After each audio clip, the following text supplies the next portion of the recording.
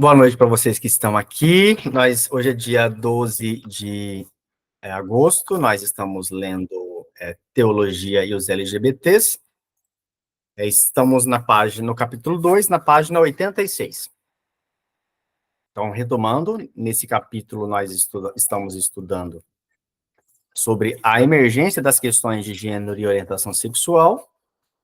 Tem um subtópico aqui, nesse capítulo, chamada O Surgimento de Novas Questões, que é o que nós estamos estudando ali na página 86. Então, a gente vai começar naquele primeiro parágrafo ali. Segundo Berenice Bento é uma psicóloga muito famosa no Brasil. Ela trabalha com questões de gênero, principalmente a transexualidade. Segundo Berenice Bento, os estudos do ativismo transviados querem, de certa maneira, olhar para qualquer guardião da moral e dizer: eu não desejo mais o teu desejo.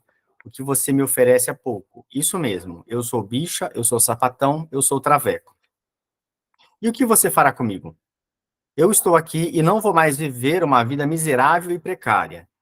Quero uma vida onde eu possa dar pinta, transar com quem eu tenha vontade, ser dono do meu corpo, escarrar no casamento como instituição apropriada e única para viver o amor e o afeto, vomitar todo o lixo que você me fez engolir calada. Esse é um texto, uma citação do livro dela. Essa corrente teórica ativista está ligada a uma forte crise na modernidade, que para alguns estudiosos chamam pós-modernidade.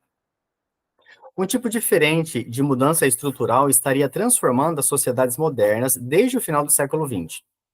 Isso fragmenta as paisagens culturais de classe, gênero, sexualidade, etnia, raça e nacionalidade,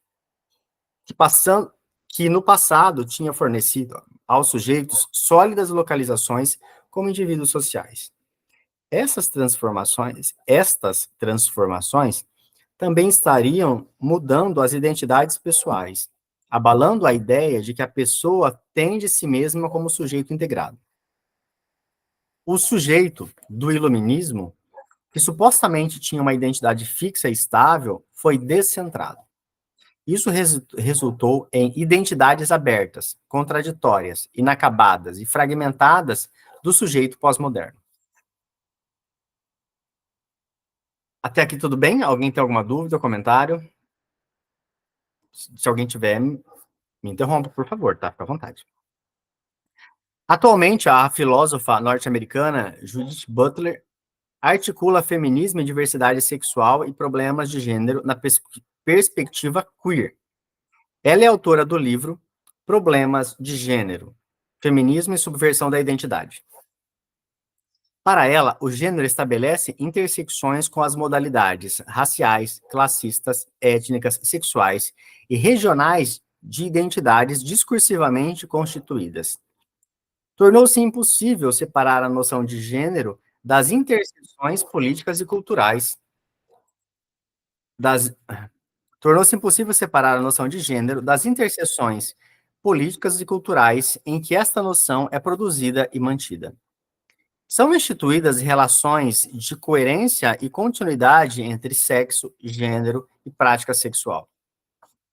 Estabelecem-se linhas causais ou expressivas de ligação entre o sexo biológico, o gênero culturalmente constituído, a expressão ou efeito de ambos na manifestação do desejo sexual por meio da prática sexual.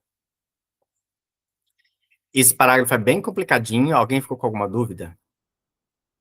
Vai, Maria José, me conta. Você que balançou a cabecinha assim. Não entendeu nada. Não, explica. Explica. Resume para mim, por favor.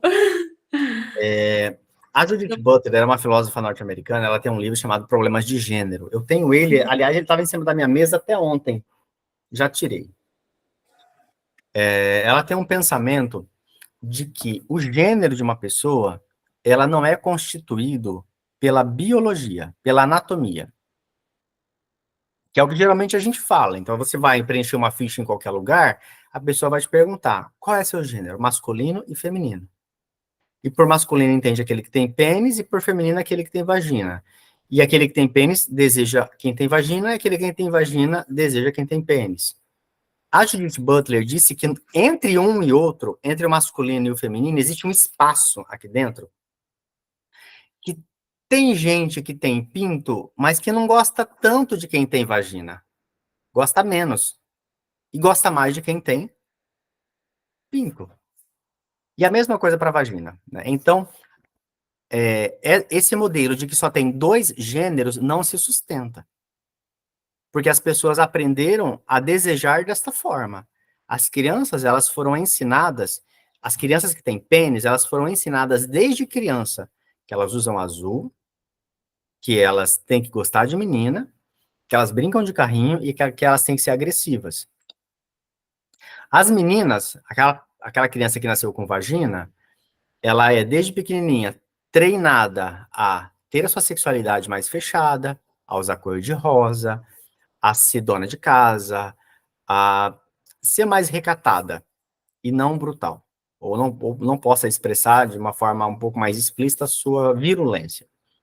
A Judith Butler questiona isso, dizendo que essas noções de gênero masculino e gênero feminino, elas foram socialmente construídas, elas não são da natureza humana.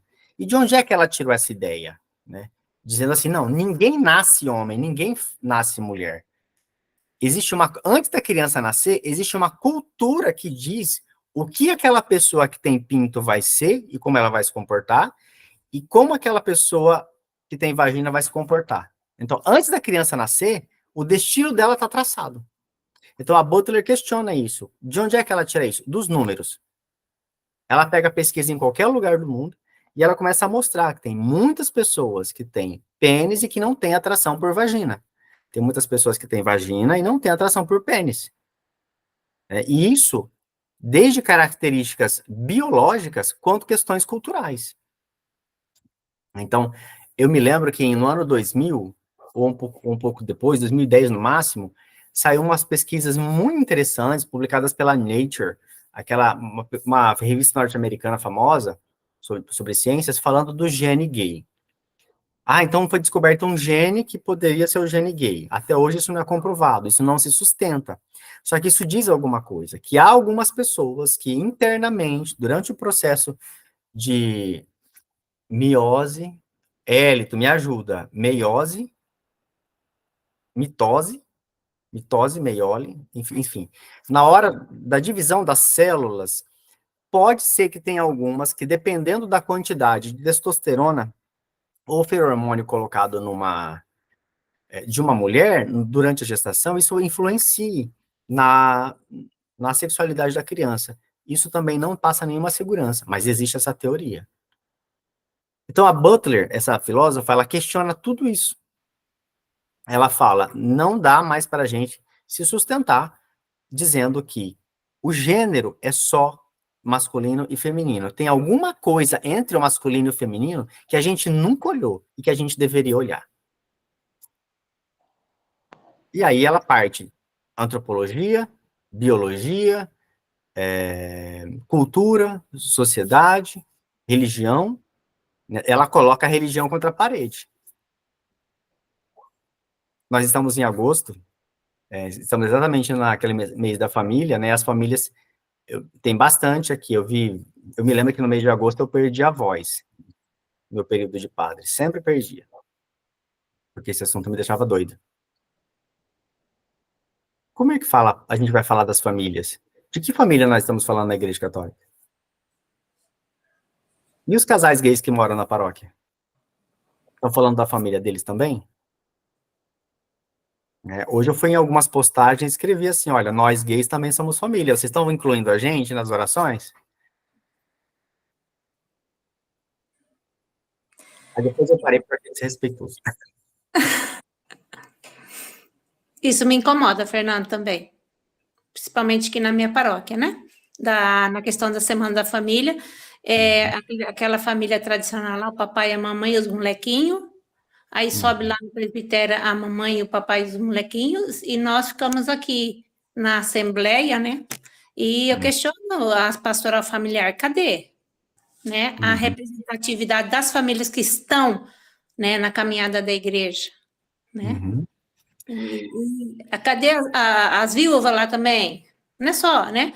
Cadê as viúvas que vai lá sozinha? Por que ela não pode ir sozinha? Por que o casal de segunda união também não pode subir lá? E por que as famílias, né, LGBTQI+, eu e meus filhos e as demais também não podem ir lá? Não representam, não pode estar ali fazendo a parte da celebração, né? Uhum. Aí a gente né? Coloca a gente ali na geladeira e fala assim, né? Então, o livro da Judith Butler traz esse assunto aí, Maria José, nesse parágrafo. Ela fala exatamente sobre isso aí. Ela questiona essas questões de construção familiar a partir de mais coisas que não só este modelo que vigora hoje, masculino e feminino. Então, ela vai falar que a classe social vai influenciar. A questão étnica, se nasce branco ou se nasce uma pessoa preta, vai influenciar. Questões regionais, né? Então, pense, por exemplo, como a gente diz aqui no Sul, Sul do Brasil, é um estado muito homofóbico, por assim dizer. Então, será que as crianças aqui do Sul, elas são desenvolvidas já? Elas se desenvolvem num contexto homofóbico? Se a gente pegar uma criança do Nordeste, uma criança do Sul, diante de uma pessoa trans, como é que será? Será que elas agem diferente? Então, a Judith Butler vai começar a questionar essas coisas, dizendo que o gênero, ele não se dá pela anatomia, ele não se dá só pela anatomia. O gênero de uma pessoa é multifatorial. É isso que ela está dizendo. Ô, Fernando. Pois não, Eduardo. Hélito. Hélito. Na biologia, né, você estava falando de meiose, tá? A construção dos gametas para mamíferos é feita através de um processo que chama meiose.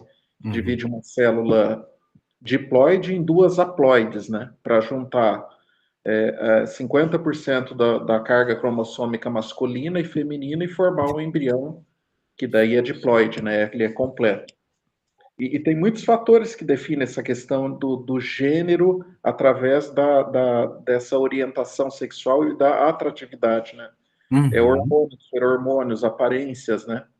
Por exemplo, nos animais menos racionais, né, que são os que eu lido na biologia, se eu te mostrar, por exemplo, em que um reprodutor suíno ou um bovino monta, você vai ficar abismado, entendeu? É um tronco de metal ou de madeira que mal tem um aspecto de porca, né? De uma fêmea, né? Vamos dizer assim.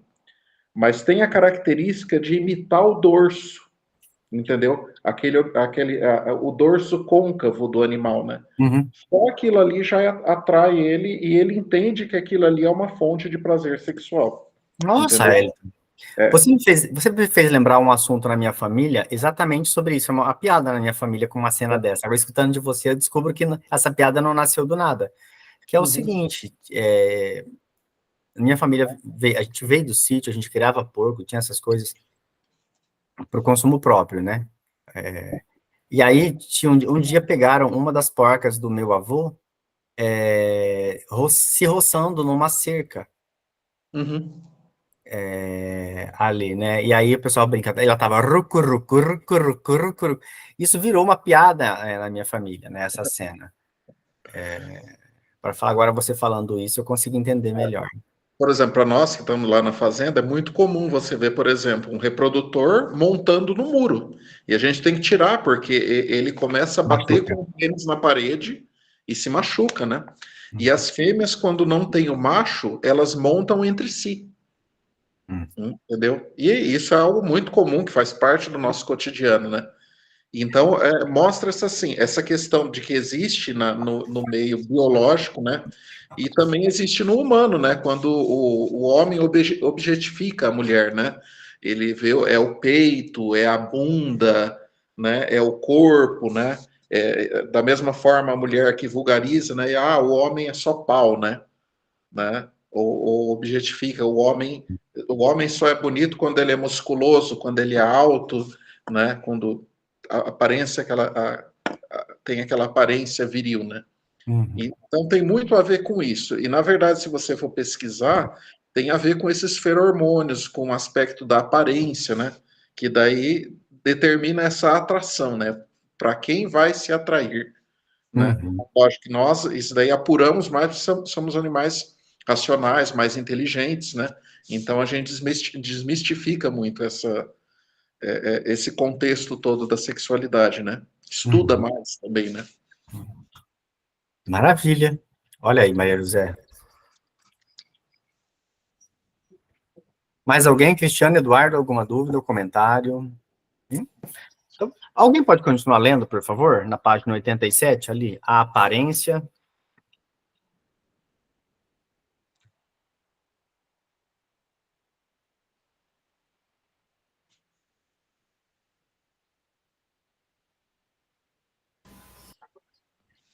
A aparência de uma substância permanente ou de um eu com traços de gênero é produzida pela regulação dos atributos segundo linhas de coerência culturalmente estabelecidas. Para Butler, não há identidade de gênero por trás das expressões do gênero. Essa identidade é performativamente constituída através das expressões tidas como seus resultados. Um enunciado é performativo quando realiza um ato ao ser pronunciado, como o sim dos nubentes na hora do casamento, ou declara aberta a sessão, de modo que palavra e ato coincidem. A identidade de gênero se dá apenas na sua expressão. Tá. Aqui é importante, esse parágrafo todo é importante aqui. Qual que é a ideia da Butler? É que não existe uma identidade. Pense o seguinte. O que faz você ser você? O que faz o Eduardo, a Maria, o Cristiano e o Hélio ser você? Qual que é a tua identidade? Que diz que você é você e você não é outra pessoa? O que te faz único? Então, a Judith Butler, ela vai dizer o seguinte, o gênero masculino, ele não é uma identidade. Ele não é uma coisa comum a todo ser humano. Ele é uma coisa que foi inventada. Exemplo. Sexo masculino. De onde veio a ideia de que homem usa azul? Se a gente for pegar, não muito tempo atrás, 1920 e muito antes, no período da monarquia, o vermelho era a cor masculina, era a cor da nobreza. Depois, isso migrou para outras cores. Então, onde é que está a identidade masculina? A identidade masculina, ela vai sendo sempre reinventada conforme os costumes de uma época. Então, não existe, para Judith Butler, não existe a identidade masculina. Identidade é uma coisa que é só teu, é uma coisa fixa. Para ela, não existe isso. Para ela, o gênero não tem uma identidade. Ela tem uma mutabilidade, ela tem uma aparência. E a palavra técnica dela ela tem uma performance. Performance é uma coisa que precisa ser feita. É uma máscara. É um conjunto de coisas que vai formando uma máscara. Compliquei muito?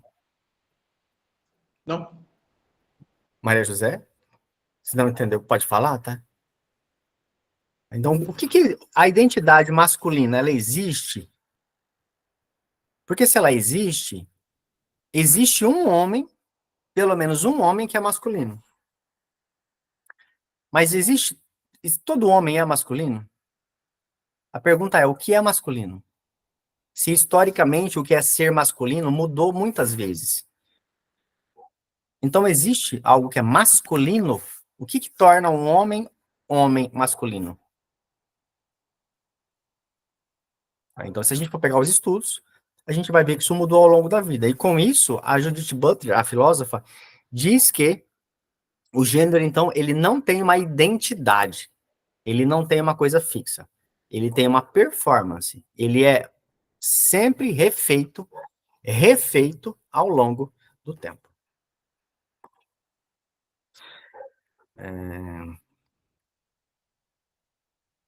Deixa eu ver o que mais tinha aqui. Tá, por enquanto é isso, né? Beleza. Pode continuar, por favor. A visão do gênero como substância supostamente tem razões políticas. A instituição de uma heterossexualidade compulsória e naturalizada exige e regula o gênero como uma relação binária, em que o masculino se diferencia do feminino por meio de práticas do desejo heterossexual. Pode sublinhar. Aí, esse pedacinho inteiro. Ele é muito importante.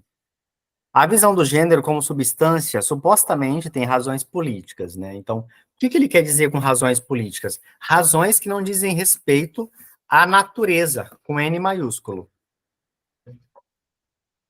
Então, a heterossexualidade, ela é natural? Ela é da natureza do ser humano? A heterossexualidade é uma coisa que a gente nasce com ela ou a gente vai aprendendo a ser heterossexual? Então, quando o padre Luiz diz aqui nesse texto que a visão do gênero como substância possui, possivelmente, razões políticas, ele quer dizer que a heterossexualidade, ela não é natural. Ela pode ser natural para algumas pessoas, mas não dá para generalizar. Só que existe uma política interna de alguns grupos que querem tornar a heterossexualidade como o único gênero válido, como o único gênero possível, correto, santo, puro. E com isso, e aí, como é que faz com aquelas pessoas que não são heterossexuais? Esse é o problema. Então, quando ele fala que existem razões políticas, é porque é uma forma de controlar as pessoas. É uma forma de controlar o sexo, é uma forma de controlar o desejo das pessoas, de condenar pessoas, de dizer quem pode ou quem não pode determinadas coisas, desde a lei civil à lei religiosa. Aqui tem uma expressão muito bonita, heterossexualidade compulsória. Essa expressão aqui, ela é muito corrente no meio ativista. Compulsória significa obrigado. Obrigado não de agradecimento, obrigado de forçado. Heterossexualidade compulsória significa a pessoa é forçada a ser heterossexual. Se a gente fizesse um experimento com 100 crianças e elas só conhecessem a cor azul, perdão, a cor branca, meninos e meninas, 50 meninas, 50 meninas, e todas conhecessem somente a cor branca, será que aqueles meninos se apaixonariam 100%? Será que 100% daqueles meninos se apaixonariam pelas meninas, aquelas que têm vagina? Será que as meninas, só que só conhecem a cor branca, se apaixonariam pelos meninos? Então, a heterossexualidade compulsória, ela é a ideia de que as crianças, elas já são, desde bebês, conduzidas a serem heterossexuais. Os pais pressupõem que a criança será heterossexual. Todos nós que estamos aqui nessa sala, nesse momento, passou por isso. Antes de você nascer, você já tinha ou roupa azul ou rosa. Todos nós. Aqui. Então, quando a criança nasceu, já tinha uma história sobre ela. Então, a heterossexualidade compulsória é alguém decidiu por mim e me obrigou a ser hétero. O resultado é que muitos destes, depois de adolescentes e adultos, não são heterossexuais. Se descobrem, se entendem diferente daquilo que os pais diziam. Alguma dúvida, gente, por aqui, por favor? Cristiano, vamos lá. Essa linha de pensamento não reforça a ideia de que também alguém pode influenciar outra pessoa a ser homossexual? Pode. Claro que pode. Cristiano, tem alguns experimentos muito legais nesse campo.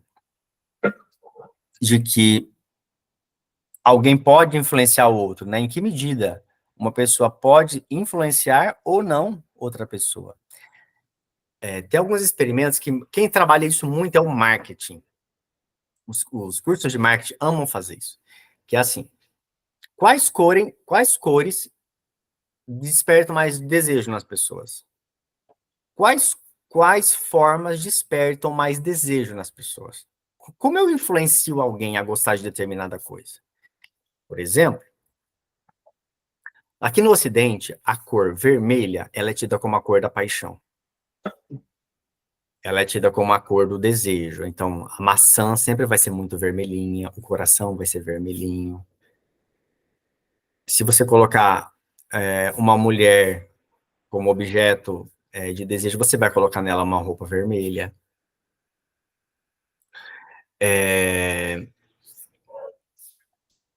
A cor azul, né, ela é tida como uma cor de confiança, de virilidade ou alguma coisa assim. Então, o marketing estuda bastante isso. Agora, em que medida, mesmo usando cores e usando formatos, por exemplo, o formato da Coca-Cola, não esse que nós temos hoje, de latinha, mas aquela antiga, que parece um corpo, já viram? Aquela de vidro, é para ser um corpo de uma mulher. Aquele formato ali. Ele foi escolhido por isso. A cerveja também tem muito disso. Se associa a imagem da cerveja à imagem de uma mulher sempre de seminua, com pouca roupa, na praia, alguma coisa assim. Foi feita uma pesquisa, Cristina, eu estou procurando essa pesquisa faz muito tempo, eu vi ela na graduação e nunca mais vi ela, que dizia o seguinte, um cara foi fazer um experimento com 100 homens. Esses 100 homens seriam todos heterossexuais. E foram colocados na frente dessas pessoas, mulheres cisgênero e mulheres transgênero. Só que eles não sabiam diferenciar quem era trans ou quem era cis. Eles simplesmente conversaram com elas, sem essa informação. Adivinha? Todos eles sentiram atração pelas mulheres trans. Por alguma delas, pelo menos. Eu vou procurar essa. Se Deus quiser, um dia eu vou achar essa pesquisa, eu vou mostrar para vocês. Então, tem como a gente influenciar, mas não tem como determinar. Então, alguém pode ser influenciado a ser homossexual? Pode. O meio que ele vive pode influenciar, sim. Determina? Não. Basta verificar quantos casais gays têm filhos não gays. Casal gay adota a criança e a criança não necessariamente é gay. O exemplo mais famoso que eu conheço, que é uma pessoa pública, né? Eu vou citar aqui, é o Tony Reis. Tony Reis é de Curitiba, é o presidente da ONG Dignidade, a ONG que eu participo.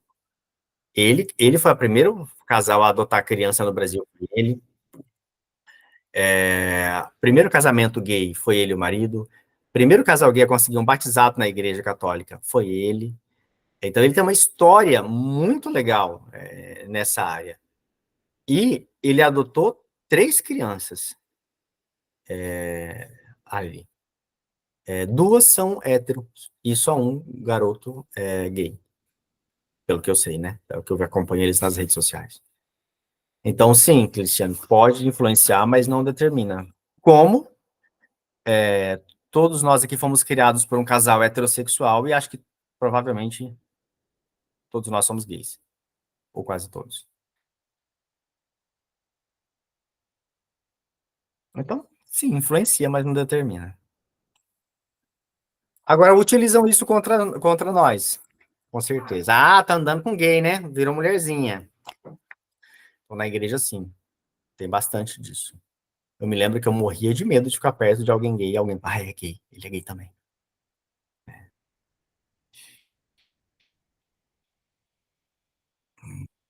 Podemos continuar?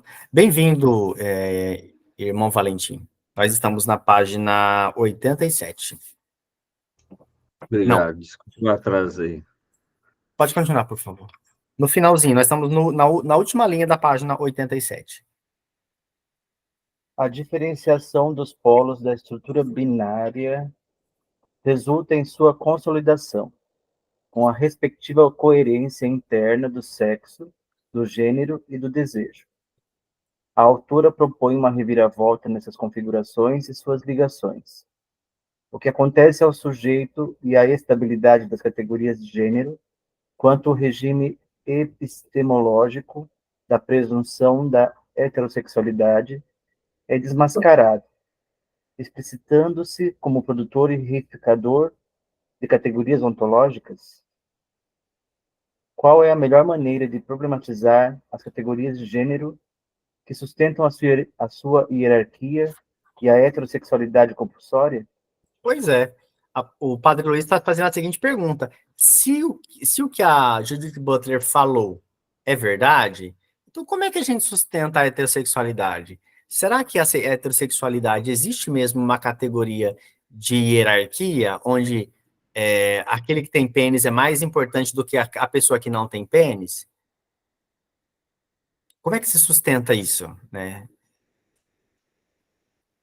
Enfim. Então, a Judith Butler, ela vai na veia, ela vai justamente na fraqueza da heterossexualidade, mostrando as falhas que ela tem, que não se sustentam. Pelo menos não hoje, né? Não se sustentam mais. Pode continuar, por favor. A perda das normas de gênero teria o efeito de fazer proliferarem as configurações de gênero, de desestabilizar as identidades substantivas e de despojar as narrativas naturalizantes da heterossexualidade compulsória de seus protagonistas centrais, os homens e mulheres. Beleza. Olha só, essa frase aqui está falando que os gays vão destruir a família. Essa frase, olha só. A perda das normas de gênero. Pensem que masculino e feminino perdem as suas normas. O que se diz que é masculino não é mais masculino. O que se diz que é feminino não pertence mais à classe feminina. Então, há algo de masculino que não é isso que hoje chamam de masculino. Há algo de feminino que não é isso que chamam de feminino hoje, que está fora. Só que se a pessoa pode ser alguma coisa diferente, o que ela é, afinal? Então, se o masculino é o homem e o feminino é a mulher, e se, como a Judith Butler, ele questiona esse modelo de homem, esse modelo de mulher, como é que fica a família que é constituída por um homem e uma mulher? Seria a família uma pessoa constituída por dois homens? Seria uma família um grupo reunido por duas mulheres? Seria uma família uma pessoa trans, duas pessoas trans juntas? Um trisal seria uma família? Aí, são as perguntas que temos aqui, não temos as respostas ainda, só temos as perguntas. Mas o Padre Luiz está dizendo, olha, essa problematização, ela existe. E a gente precisa enfrentar. Então, o questionamento aqui tá: ser homem e ser mulher é uma identidade fixa? Tem outra forma de ser homem? Tem outra forma de ser mulher? Tem alguma forma de de haver uma união entre duas pessoas que não são este modelo de homem e este modelo de mulher? Tem outras configurações? Essa é a reflexão que o Padre Luiz está trazendo aqui. Pode continuar, por favor. Buscam-se novas possibilidades que contestem os códigos rígidos dos binarismos hierárquicos. A autora esclarece em que sua ênfase inicial na desnaturalização não era tanto uma oposição à natureza, mas uma oposição à invocação da natureza como um modo de estabelecer limites necessários à vida organizada pelo gênero. O desafio é encontrar um vocabulário melhor para maneiras de viver o gênero e a sexualidade que não se encaixe tão facilmente na norma binária. Há necessidade de se emitir a palavra em que a complexidade existente possa ser reconhecida, onde o medo da marginalização, da patologização e da violência seja radicalmente eliminado. Butler arrisca dizer que talvez não seja tão importante produzir novas formulações de gênero, mas sim construir um mundo em que as pessoas possam viver e respirar dentro da sua própria sexualidade e do seu próprio gênero. Com frequência, as reflexões queer trazem mais perguntas do que respostas, mais provocações do que conclusões, com o desejo permanente de desestabilizar e minar certezas tradicionais no campo do gênero e da sexualidade, bem como das práticas sociais daí decorrentes. Um exemplo dessas provocações de inspiração queer é o questionário para heterossexuais. Certa vez foi distribuído em uma escola espanhola a alunos de 14 anos.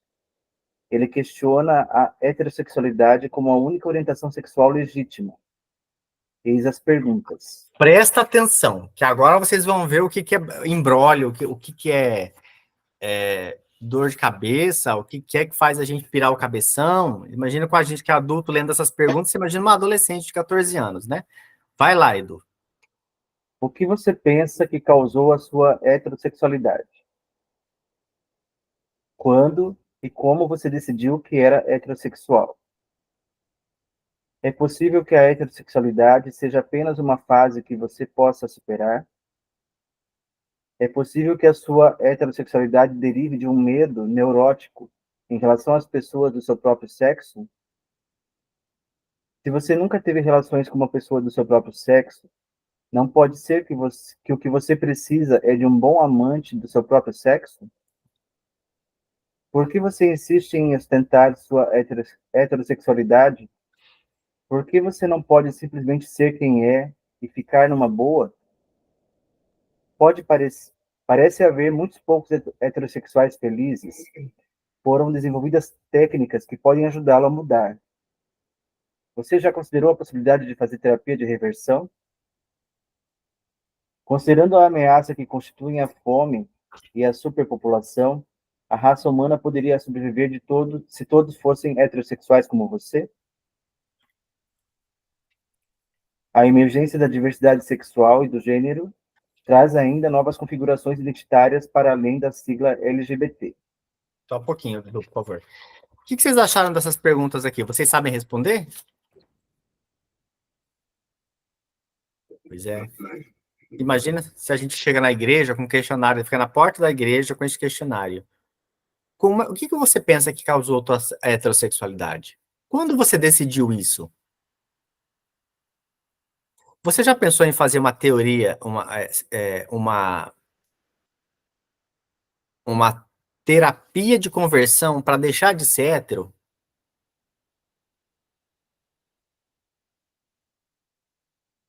Pois é. Então, essa pesquisa, ela realmente existiu.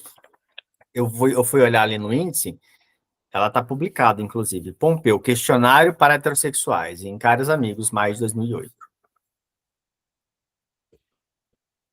Muito bem. Dúvidas? Comentários? Eu estou em dúvida sobre reflexão. Queer é? Queer é uma palavra que significa esquisito. Hum. Queer é assim. Vou começar de longe. Pensa numa tribo indígena. A comparação é ruim, tá? Mas eu vou usar uma pedagogia para a gente do mais complicado para o mais fácil. Uhum. Pensa numa tribo indígena. Você vê um rapaz com o cabelo caidinho assim, bem lisinho, é tudo redondinho assim, ele tem a cara pintada, talvez use um cocar. Esse é um estereótipo de uma pessoa de origem indígena. Já temos indígenas que não têm esse tipo de aparência. Pense agora em um homem nordestino. O que vem na tua cabeça? Aquele chapéuzinho de couro, né? Uma garroncheira, uma espingarda, tipo lampião, né? Esse é o estereótipo. Agora é o seguinte, pense em uma pessoa travesti. Quando você olha assim, você olha para ela, você fala, peraí, é menino ou menina? É homem ou mulher? E aí você tenta ler aquela pergunta, aquela pessoa, a partir do que você vê. E aí você vê, nossa, mas parece que ela é esquisita, né? Nossa, que estranho que ela se veste. Ela é diferente, né? Isso é queer. Queer é uma palavra inglesa, é uma palavra em inglês, de origem norte-americana. Na verdade, inglesa mesmo. Ela é inglesa.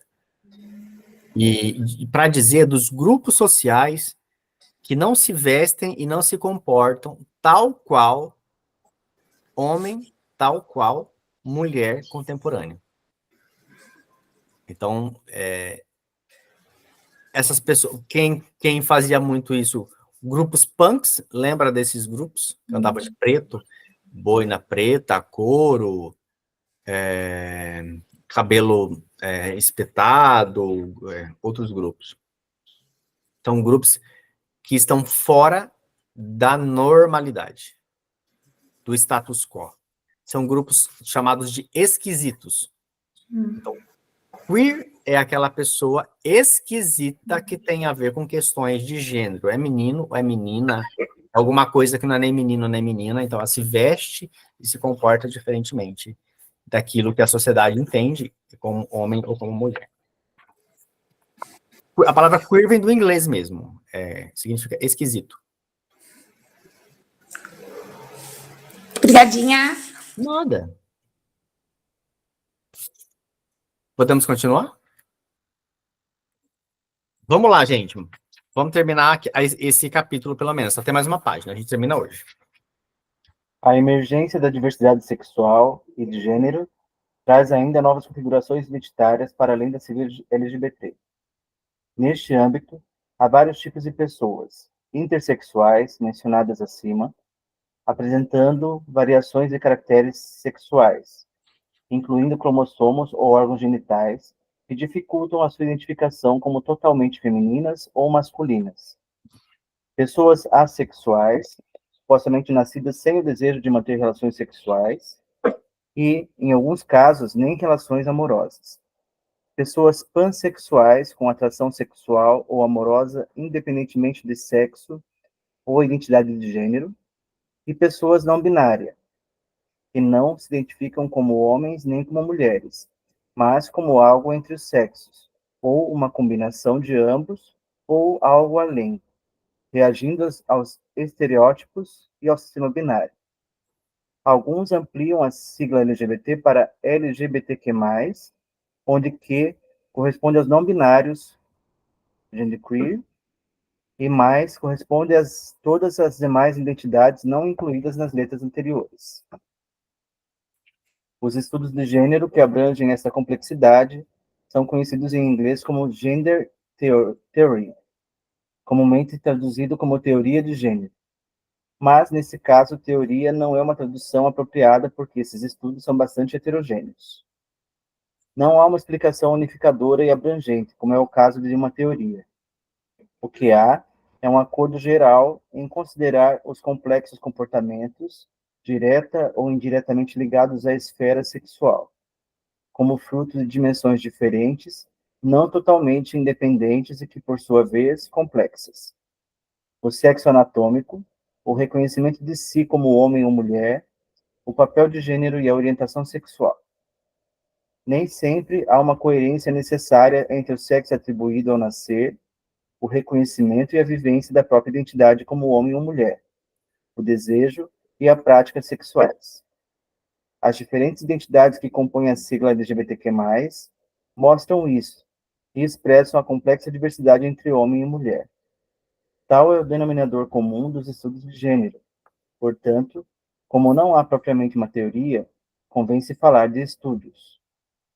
Tal diversidade e suas novas configurações se beneficiam atualmente da reflexão e do ativismo predominantes em favor dos direitos humanos. Aspira-se por um mundo sem racismo, sem machismo, sem homofobia, sem transfobia e sem qualquer outra discriminação semelhante. Beleza. Então, a partir esse capítulo aqui, ele tentou trazer os novos problemas que a sociedade tem, os novos desafios de conjectura, os estudiosos, a história, e como é que isso vai implicar. Agora, o capítulo seguinte, que é o capítulo 3, ele vai pegar esses problemas e vai fazer assim na Igreja Católica. Vamos conversar? A Igreja Católica tem essa situação no mundo hoje. O que vocês dizem sobre isso? Então, na verdade, o pega para capar mesmo do livro é o próximo capítulo, que é o mundo católico diante das questões de gênero e orientação sexual. Então, com essa parafernália toda de novos estudos e novas pessoas e outras formas de existir, de viver e de ser. O que a Igreja Católica diz sobre isso? Então, a partir da semana que vem, nossos encontros agora são todas as segundas-feiras, está fixo às 20 horas, é que vai começar. Aí vocês se preparam para ter crise, porque o bicho pega. Pois não, irmão? Falar alguma Fernando, coisa? é uma coisa que eu observei, mas você tem mais propriedade para ver isso. A questão das pessoas não binárias. É Uhum. muito difícil, eu acho um pouco confuso, porque as pessoas que eu conheci, que se identificam, a maioria são do sexo, nasceram no sexo masculino. Uhum. Mas fala, não, eu sou uma pessoa não binária. Só que veste roupas relacionadas ao sexo feminino. Uhum. Sim. A partir do momento que eu já faço essa opção, eu não já estou definindo? Pois é. Mas assim, a roupa é um elemento do desejo dela. A roupa é um elemento da forma dela se entender. Mas a roupa não explica tudo. A pessoa não binária é aquela pessoa que não se identifica nem só como um homem, nem só como mulher, mas por No alguma momento que coisa. eu faço uma opção de começar a usar tudo que faz peças que são voltadas para o público feminino, eu não já estou fazendo uma opção? É Não. isso que eu não entendo. É. Falei, Aí, não, aí se você fala é em uma binária, expressão de gênero, irmão. porque você está colocando peito? É. Entendeu? Aham. Eu acho muito confuso. É confuso mesmo. Aqui se fala em expressão de gênero. Como é que a gente identifica um homem? A gente costuma olhar para ele e a gente vê como ele se expressa. Então a gente diz que o homem usa calça, usa camiseta. Se eu vejo a Maria José de calça e camiseta, eu digo que esta pessoa que eu vejo é homem ou mulher? Mulher? Por quê? Ela estava com a mesma roupa que o homem, então aquela outra pessoa anterior também é mulher. Então, mas eu comungo com o que você fala. Mas eu acho, por que que eu acho confuso? Porque existe, pelo menos nas pessoas que eu conheci, existe essa necessidade de ser visto, de ser vista como uma figura feminina. Falei, mas se você não se identifica, por que que você está fazendo a opção? Não sei se é opção, não sei. Tô falando, posso estar falando Uhum, besteira. uhum. Não é besteira, não, irmão. Porque, Quando na verdade, eu nunca entendi. Porque eu não sei nem se eu ficava entendo isso. mais confuso do que eu já sou. É. Irmão, tem algumas coisas que a gente supõe, que a gente olha e não entende. E só quem vai poder dizer alguma coisa sobre isso é a própria pessoa. Ela que vai dizer. Existe um termo chamado expressão de gênero. Então, se a gente olha para uma pessoa que usa calça comprida e camiseta, a gente diz é homem. Se a gente vê uma pessoa vestida com uma camiseta e saia, a gente diz que é mulher. Correto? Então, esse é o estereótipo. Agora, a gente sabe que mulher também usa calça. E a gente sabe que alguns homens usam vestido. Veja, por exemplo, com todo respeito, irmão, pelo amor de Deus, é com respeito, tá? Eu uso Os vestido. irmãos da Santa Casa usam vestido, usam Não, uma roupa, né? E tem a ver, exatamente, preto. os padres usam um vestido. O que é batina se não um vestido? Né? Agora, isso diz da masculinidade dele? Não, não diz nada. Entende? Então, a gente fala expressão de gênero. A pessoa, ela se diz homem, mas ela se expressa com insígnias que no tempo dela são chamadas insígnias de mulher. São roupas de mulher. Agora, o fato de usar roupa de mulher diz que a pessoa é mulher? O monge faz a roupa ou a roupa faz o monge? Não. Né? Então, como é que a gente sabe? Irmão, a gente não sabe. E aí, o nosso desafio, enquanto Igreja Católica, é parar de querer dizer o que o outro é. Não, mas isso eu não estou falando nem como igreja, eu tô Sim. falando como um ser humano, porque eu nunca olhei para essa questão como trazendo a questão da igreja. Não, porque as pessoas que eu conheço são pessoas que nem sabem quem eu sou, Uhum. pessoas da minha terra, Uhum. mas é que eu sempre achei confuso isso.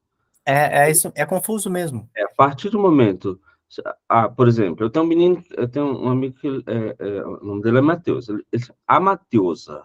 Falei, não, você é Mateus, se você é nominado, por que você está querendo se chamar de Mateusa? É. Não quero chamar de Mateus. Você chama de Mateus, você. Mas é coisa da minha cabeça. Só quis entender que Não, você. não é da sua cabeça, não, irmão. Muita gente pensa assim. E é bom a gente trazer essas dúvidas. Aqui é o lugar de trazer dúvida para isso mesmo. O grupo existe para isso. Aí você perguntar, as pessoas elas têm a necessidade de se mostrarem assim. Sim, elas têm.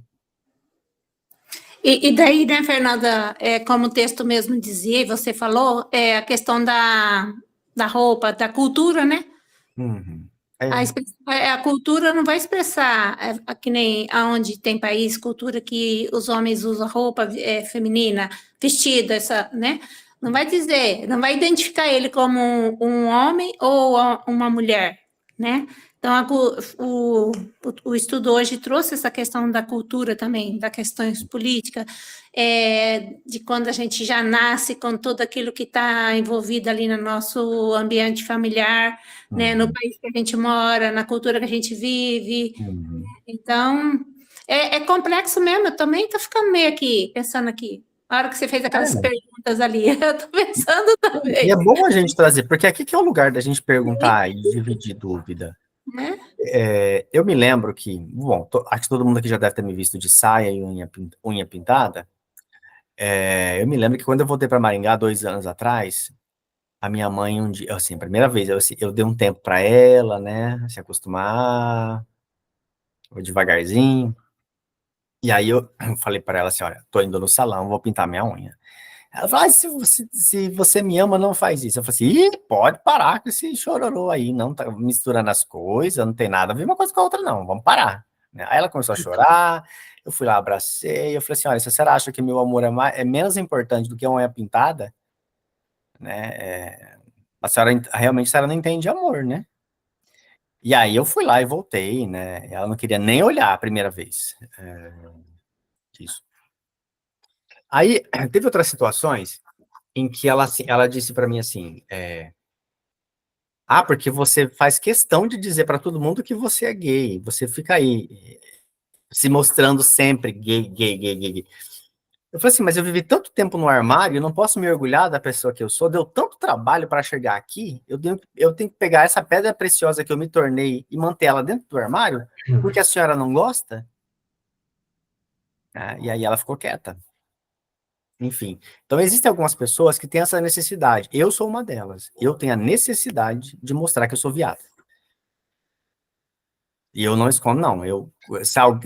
Quando eu tô muito masculino, alguma coisa tá errada. Hoje eu tô masculino demais. Eu tentei colocar esse negócio aqui, né? Mas ainda ficou muito masculino o corte. Eu queria achar uma coisa mais frufru. Mas eu tenho necessidade. Então, eu tornei isso uma bandeira. Eu tornei isso um ato político. Uma forma de viver. E tem algumas pessoas que não fazem por atos políticos, né? Tem algumas pessoas que fazem disso sempre porque acham bonito. De verdade, eu vou te contar como é que nasceu esse negócio. A unha pintada nasceu como uma marca de marketing. Começou como marketing. A saia apareceu por causa de uma palestra que eu fui dar em São Paulo, num grupo sobre hipnose, sobre terapeutas de hipnose. Foi a primeira vez que eu usei saia. De onde que eu tirei isso? Sei lá de onde que eu tirei isso. Foi um recurso de pedagógico para mostrar que eles atendem pessoas diferentes de muitos modos, que a gente precisa aprender a usar a pessoa. Aí eu gostei quando eu me vi só de saia, assim, eu falei assim, gente, mas eu fico bonitinho de saia, né? Por que eu não vou usar essa roupa? Aí eu resolvi adotar a saia para usar. Mas a saia eu uso porque eu acho bonito. Não porque eu queira ser mulher. Nunca quis ser mulher. Nunca. A minha mãe, eu tenho um irmão que é padre. Meu irmão uma vez perguntou para mim se eu queria ser trans por causa da saia pintada. Eu falei, não, não tem nada a ver uma coisa com a outra, não. Nunca quis ser trans. Queria ser trans, mas não sou. Deus não me abençoou com tanto. Então, agora, a filósofa que passou nas nossas conversas hoje, aqui no estudo, irmão Valentim, a Judith Butler, ela tem uma expressão para falar exatamente sobre isso, essa dúvida que o senhor trouxe, que se chama corpos inteligíveis, é um conceito. Ela diz o seguinte: quando a gente olha uma pessoa de camisa azul e de calça, a gente lê aquele vestimento, a gente diz é homem.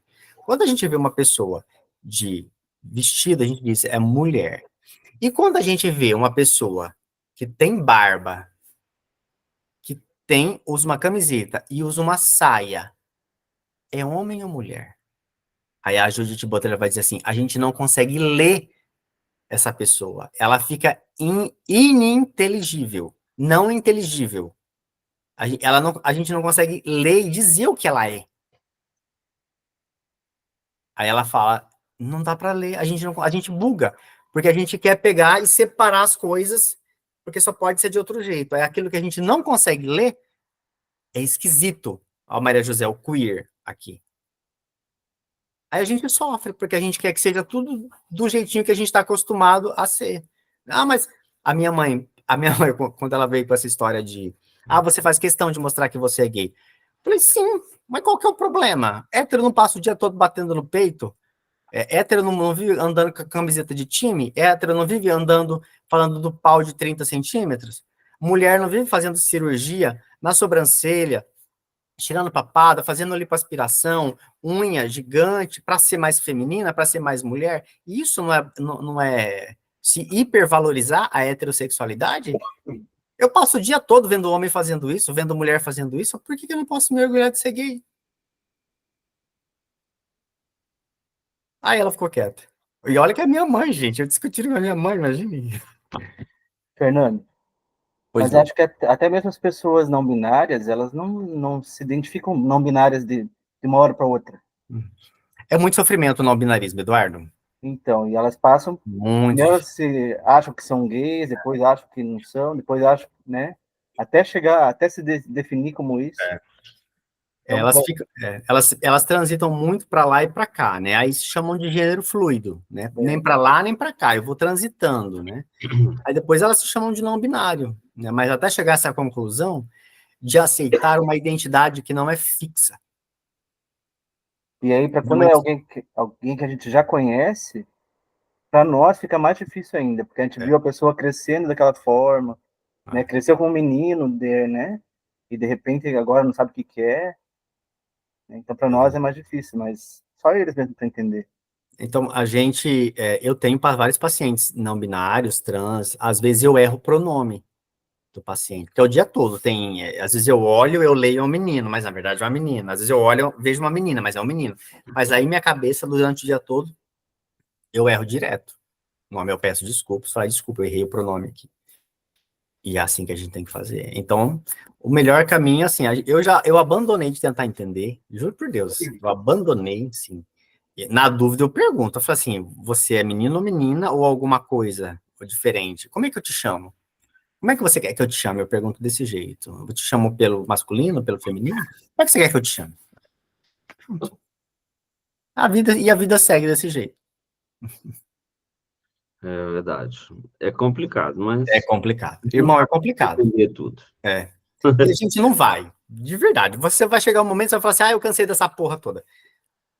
Como é que você quer que eu te chame? Maria João? Eu te chamo de Maria João. Tá bom. Maria José aí, ó. 2 nomes, masculino e feminino. Hum. É homem ou mulher? Pois é, não sei. Só porque o Maria tá na frente significa que é mulher? Eu tenho um amigo de Curitiba, gay, mas ele é cis. Chama-se Maria José.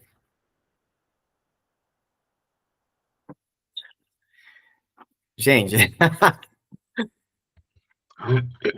você explicar isso não? Nem quero, nunca nem perguntei para ele por que é desse jeito. Como é que eu chamo ele? A família dele chama ele de Maria José, como se fosse, é tudo junto, assim. Maria José. Como se fosse um nome só, sabe? Não tem espaço ali. Sei lá, gente. Coisas da vida. Alguém tá com dúvida? Mais algum comentário?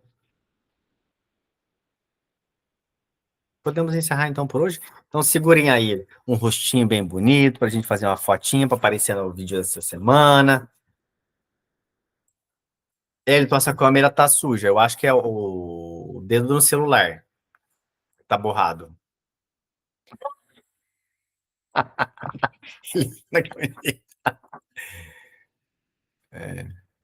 Viu o X?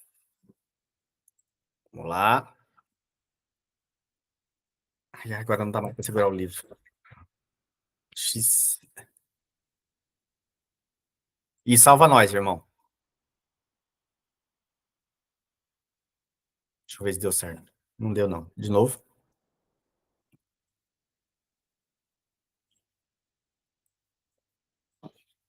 Pronto. Agora deu. Vou mandar lá. Gente, semana que vem a gente se encontra. Quem puder ler o capítulo antes, sofre antes, porque na semana que vem o beijo vai pegar. Tchau para vocês.